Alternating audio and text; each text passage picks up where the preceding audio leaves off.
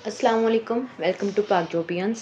आज की वीडियो में मैं डिटेल शेयर करूंगी ईसीबी में जो सिचुएशंस वैकेंट है, यानी कि ईसीबी की तरफ से जो जॉब्स अनाउंस हुई हैं उनकी डिटेल के बारे में। तो फ़िलहाल जो जॉब्स अनाउंस हुई हैं उनमें से एक है फैक्ट चेकर जिसकी नंबर ऑफ़ पोस्ट 4 हैं, और दूसरी वाली है यहाँ पर डाटा एंट्री ऑपरेटर जिसकी नंबर ऑफ़ पोस्ट 14 है। अब अगर इसकी रिक्वायरमेंट्स देखनी है तो यहाँ पर क्लिक हियर फॉर डिटेल पर क्लिक करेंगे। इसको मैं ओपन करके आपको एडवर्टाइजमेंट को दिखा देती हूँ। तो यहाँ पर fact checker BS16, data entry operator BS14, वही बात। अब यहाँ पर नाइब कासद BS2, ये भी पोजीशन यहाँ पर अनाउंस है, यानी कि इस पर भी आप लोग अप्लाई कर सकते हैं। अब यहाँ पर क्वालिफिकेशन और एक्सपीरियंस देख लेते हैं कि क्या क्या रिक्वायरमेंट है फैक्ट चेकर और BS16 के लिए। तो यहाँ पर है bachelors degree 16 years of education, यानी कि अगर आप लोगों ने BS ऑनर्स किया है, यहाँ पर सब्जेक्ट मेंशन नहीं है कि किस सब्जेक्ट में, तो आप लोग अप्लाई कर सकते हैं जिस भी फील्ड में आप लोगों ने आप लोगों के पास 16 ईयर्स डिग्री होगी। At least 2 year of work experience in relevant areas, यानी कि फैक्ट चेकर वाले एरिया में अगर आपके पास 2 ईयर्स एक्सपीरियंस है तो ही आप लोग अप्लाई कीजिएगा। इसी तरीके से किसी भी NGO में अगर आपके पास इंटरनेशनल NGO में एक्सपीरियंस होगा तो आप लोगों को प्रेफरेंस दी जाएगी, और आप लोगों के पास कंप्यूटर स्किल्स होनी चाहिए, यानी कि MS ऑफिस वगैरह बेसिक आपको आनी चाहिए। Strong English written and communication skill, इसी तरीके से आप लोगों की ये कम्युनिकेशन स्किल्स भी अच्छी होनी चाहिए। एज लिमिट की बात करें तो 28 ईयर्स यहाँ पर मेंशन है। नंबर ऑफ़ वैकेंसीज़ 4 हैं। डोमिसाइल यहाँ पर पंजाब के लिए 2 सीटें हैं, including federal areas of Islamabad भी इसी के साथ इसी कैटेगरी में उन्होंने मेंशन कर दिया है। इसके अलावा सिंध रूरल के लिए 1 है, KP के लिए 1 है, और यही नेक्स्ट वाली जो है वो नेक्स्ट वाली जॉब के लिए। प्लेस ऑफ पोस्टिंग की बात करें तो liable to serve anywhere in the country, यानी कि पूरे पाकिस्तान से पहली बात तो कोई भी अप्लाई कर सकता है। अगर आप लोगों की जॉब लग जाती है तो आप लोगों को किसी भी जहाँ जहाँ रिक्वायरमेंट होगी पूरी कंट्री में वहाँ पर आप लोगों की पोस्टिंग होगी। नेक्स्ट देख लेते हैं डाटा एंट्री ऑपरेटर BS14। इसके लिए भी आप लोगों की बैचलर्स डिग्री रिक्वायर्ड है, 1 ईयर कंप्यूटर और IT डिप्लोमा रिक्वायर्ड है। इसी के साथ साथ माइक्रोसॉफ्ट ऑफिस और दूसरी कंप्यूटर एप्लीकेशंस चलानी आनी चाहिए आप लोगों को। और यहाँ पर एबिलिटी टू टाइप मिनिमम यानी 40 वर्ड्स पर मिनट आप लोगों की टाइपिंग स्पीड होनी चाहिए। मल्टीटास्किंग एबिलिटी होनी चाहिए आप में। इसी के साथ strong written and verbal communication skills. उसी तरीके से जैसे पहले मैंने आपको बताया कि कम्युनिकेशन स्किल्स अच्छी होनी चाहिए। और नेक्स्ट है comfortable at working independently with minimum supervision. ठीक है, यानी कि आप लोगों में इतनी काबिलियत होनी चाहिए कि अगर आपके ऊपर कुछ सुपरविजन नहीं हो रही तो हो रही है या नहीं हो रही, दोनों सिचुएशन में ही है, तो आप लोग कंफर्टेबली अपना काम खुद कर सकें। Ability to transform data from paper format into digital format, paper format से डिजिटल फॉर्मेट में ट्रांसफ़र करने। ज़ाहिर बात है जिसकी typing speed 40 words per minute होगी और माइक्रोसॉफ्ट ऑफिस और अदर कंप्यूटर एप्लीकेशन चलाने की सलाहियत होगी जिसमें ये काम उसके लिए बिल्कुल भी मुश्किल नहीं होगा। इसी के साथ साथ यहाँ पर है उर्दू लैंग्वेज में भी टाइपिंग आनी चाहिए, और ability to use internet email. ठीक है, ability to use antivirus to protect residual data. ठीक हो गया। यहाँ पर बेसिकली ये सारा कुछ कंप्यूटर के बारे में, क्योंकि जॉब ही डाटा एंट्री ऑपरेटर के लिए है। नेक्स्ट एज लिमिट की बात करते हैं तो 18 टू 28 ईयर्स के लोग इस पर अप्लाई कर सकते हैं। नंबर ऑफ़ वैकेंसीज 14 है। और यहाँ पर देख लेते हैं जो कोटा की डिवीजन हुई है उसमें पंजाब के लिए 3 हैं। उसी तरीके से including federal area of Islamabad. ठीक है, 1 वुमेन कोटा के लिए, 1 मिनॉरिटी के लिए और 1 डिसेबल कोटा है। यहाँ पर सिंध अर्बन के लिए यहाँ पर 2 सीटें हैं, सिंध रूरल के लिए 3 है। उनमें से 3 में से एक जो है वो वुमेन कोटा के लिए है। इसी तरीके से एक्स कोटा के लिए 2, आज़ाद जम्मू एंड कश्मीर के लिए 1 है और गिलगित बल्तिस्तान के लिए भी 1 है।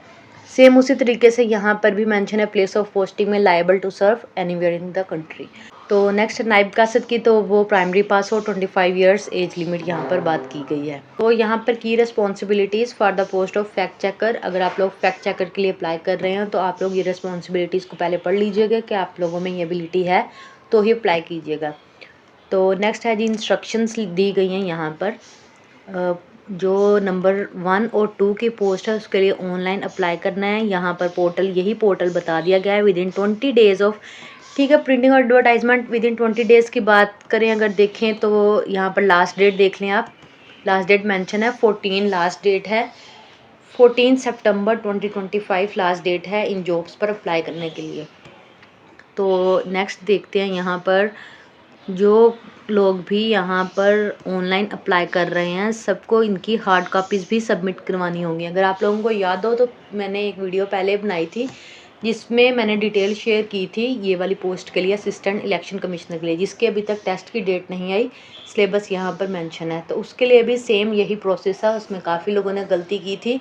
तो मैं स्टार्ट में यहीं पर ही बता दूँ अप्लाई करने का दिखाने से पहले कि आप लोगों को ऑनलाइन अप्लाई करने के बाद अपने सभी डॉक्यूमेंट्स को अटेस्टेड करवाकर उनकी हार्ड कॉपीज़ को सबमिट करवाना है। कहाँ पर भिजवाना है आप लोगों ने? By post. ये यहाँ पर इसी एडवर्टाइजमेंट में और जो एप्लीकेशन फॉर्म मैं आपको बताऊंगी उस पर भी एड्रेस मेंशन है। तो आप लोगों को इस एड्रेस पर इन अपने सभी डॉक्यूमेंट्स को भिजवाना होगा, पोस्ट करवाना होगा। नेक्स्ट देख लेते हैं hard copy of application on the following prescription. ठीक है, यहाँ पर चीज़ें बता दी गई हैं कि किन किन की हार्ड कॉपी चाहिए। आप लोगों ने अपने अपडेटेड CV, इसके साथ सभी educational experience certificates, CNIC 1 passport size photograph, बस यही चीज़ें यहाँ पर मेंशन है। और यहाँ पर अगर देखें तो ऑनलाइन अप्लाई का प्रिंट नहीं रिक्वायर्ड, क्योंकि यहाँ कहीं भी मेंशन नहीं है कि जो आप लोगों ने ऑनलाइन अप्लाई किया हो उसका प्रिंट भी चाहिए। हालांकि जो प्रीवियस जॉब के लिए अप्लाई किया था उसमें उन्होंने ऑनलाइन जो अप्लाई किया था उसका प्रिंट भी रिक्वायर्ड था।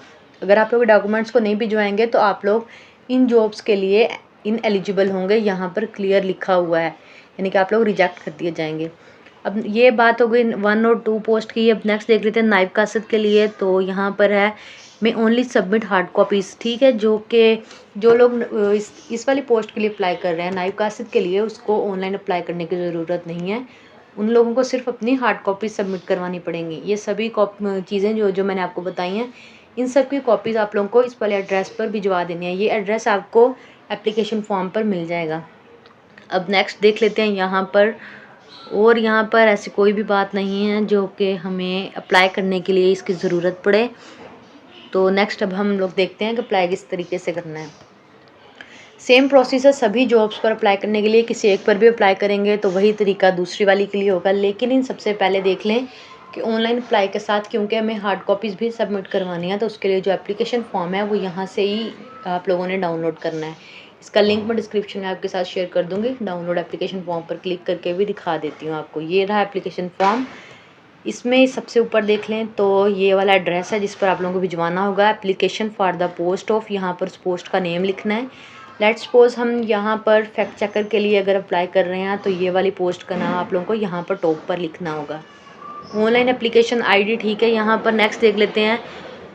तो यहाँ mention online application ID by applicant, ये मैंडेटरी है। यहाँ पर जो आप लोग ऑनलाइन अप्लाई करेंगे तो जो ऑनलाइन अप्लाई किया होगा, जैसे सपोज़ यहाँ पर हमने अप्लाई कर चुके हैं तो 1 की जगह पर यहाँ कोई नंबर लिखा होगा, मे बी 4 डिजिट्स नंबर हो। उस पर जब आप क्लिक करेंगे तो आपके सामने आपने जो ऑनलाइन अप्लाई किया होगा वो वाला पेज ओपन हो जाएगा। उसी के ऊपर एप्लीकेंट ID होगी, उसको आप लोगों ने इस फॉर्म के ऊपर लिखना है।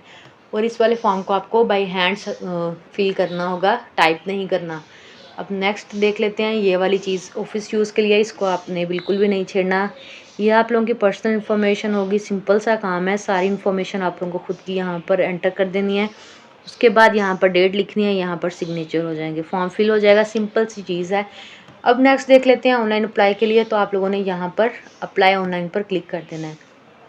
इस पर जब आप क्लिक करेंगे, अगर रजिस्टर आपने नहीं किया तो उससे पहले आप लोगों को खुद को रजिस्टर करवाना होगा। रजिस्टर करवाने के लिए ये सारी कुछ मैं पिछली वीडियो में बता चुकी हूँ कि इस फॉर्म को किस तरीके से आप लोगों ने फिल करना है। आप लोग उस वीडियो से हेल्प ले सकते हैं। अब ये देखें, यहाँ पर जब ये सारी इन्फॉर्मेशन फिल कर देंगे तो एग्री एंड रजिस्टर नाउ के बटन पर क्लिक कर देना है। फ़ौरन से अप्लाई नहीं करना है। ये करने के बाद आप लोगों को अपनी एकेडमिक इन्फॉर्मेशन डालनी होगी। सारा कुछ मैंने वीडियो में बताया है, काइंडली उस वीडियो को पहले देख लें, फिर ही जॉब के लिए अप्लाई कीजिएगा। वरना अगर आप लोग गलत इन्फॉर्मेशन या गलत तरीके से फॉर्म को फिल करेंगे तो आप लोगों की ये जो अप्लाई किया होगा ये रिजेक्ट हो जाएगा। अब यहाँ पर जब आप लोग एक दफ़ा रजिस्टर कर लेंगे ख़ुद को, तो आप लोगों को यहाँ पर लॉगिन कर लेना है। लॉगिन किस तरीके से करना है, यहाँ per your CNIC number required है यहाँ पर। तो जिस वाले से रजिस्टर किया था आप लोगों ने, यानी कि ख़ुद के CNIC को यहाँ पर फिल कर देना है। तो उसी को मैं यहाँ पर फिल कर देती हूँ। ये हमारा CNIC हो गया। अब नेक्स्ट है यहाँ पर पासवर्ड। तो जो आप लोगों ने पासवर्ड सेट किया था उसको यहाँ पर एंटर कर देना है। सिक्योरिटी कोड में यही वाले कोड को आप लोगों ने दोबारा यहाँ पर लिख देना है और लॉगिन नाउ पर क्लिक कर देना है। अब यहाँ पर हम लोग लॉगिन कर चुके हैं। यहाँ पर अब आपको क्या करना है, फैक्ट चेकर के लिए लेट्स सपोज हम अप्लाई कर रहे हैं, सबके लिए सेम प्रोसेस है जैसे कि मैंने आपको बताया है। नायब कासिद की पोस्ट के लिए आप लोगों को डायरेक्टली हार्ड कॉपी सबमिट करवानी होंगी एप्लीकेशन फॉर्म के साथ। तो अब यहाँ पर आप लोगों ने क्या करना है, जॉब डिटेल चाहें तो यहाँ से देख सकते हैं, ये सारा कुछ आप लोगों ने पहले फिल किया होगा, तो यहाँ पर आपकी इन्फॉर्मेशन शो हो जाएगी। अब हम चाहते हैं यहाँ पर अप्लाई करना, तो अप्लाई नाउ की ऑप्शन आपको मिलेगी, इस पर क्लिक करना है आपने। जब आप ये सारी पर्सनल डिटेल्स आपने फिल की होंगी तो उसके बाद यहाँ पर एजुकेशनल क्वालिफिकेशन सारा कुछ आपने फिल किया होगा, तो इस तरीके से आपके सामने आ जाएगा कि आप लोग इस पोस्ट के लिए अप्लाई कर रहे हैं। तो आप लोग जब अप्लाई फॉर दिस जॉब पर क्लिक करेंगे तो आपके इस जॉब के लिए अप्लाई हो जाएगा। अब ये देखें, congratulation your application has been submitted direct successfully. अब ये देखें, जिस चीज़ की मैं बात कर रही थी कि एप्लीकेशन आईडी को किस तरीके से ढूंढना है, वैसे तो ये सारी डमी इन्फॉर्मेशन है, वो यहाँ पर बाय मिस्टेक अप्लाई हो चुका है मुझसे। तो आप लोगों ने क्या करना है, एप्लीकेशन ये वाली होती है एप्लीकेशन आईडी, जिसको आपने अपने फॉर्म में यहाँ पर लिखना है। पिछली वाली वीडियो में काफ़ी लोग इसी चीज़ में कंफ्यूज थे कि हमारी एप्लीकेंट आईडी क्या है, तो वो किस तरीके से मिलेगी। जब आप लोग इस तरीके से इस पोर्टल पर आएंगे तो आप लोगों ने लॉगिन कर लेना है। अब ये हम यहाँ पर लॉगिन कर चुके हैं, तो इसी पेज से मैं आपको दिखा देती हूँ, क्योंकि एक बार आप इस पेज को क्लोज़ कर दें तो आपको सारी इन्फॉर्मेशन दोबारा देनी होगी। अब ये देखें, जब आप लोगों ने लॉगिन किया होगा तो आपके सामने इस तरीके से शो होगा। आपने यहाँ से क्या करना है, माई अप्लाइड जॉब वाली ऑप्शन में चले जाना है। इस पर जब आप क्लिक करेंगे, अब हमने इस जॉब के लिए अप्लाई किया, तो ये रहा वो नंबर जिसके बारे में मैं बात कर रही थी, यही आपकी एप्लीकेशन आईडी। इस पर क्लिक करेंगे तो ये आपकी सारी जो आप लोगों ने ऑनलाइन अप्लाई किया होगा वो इस तरीके से शो हो जाएगा। ये वही आईडी है जो कि हमारे पास यहाँ पर शो हो रही है। तो इसी चीज़ को आप लोगों ने इस वाली जगह पर फिल करना है जिसमें आप लोग कंफ्यूज हो जाते हैं। तो यही है डिटेल।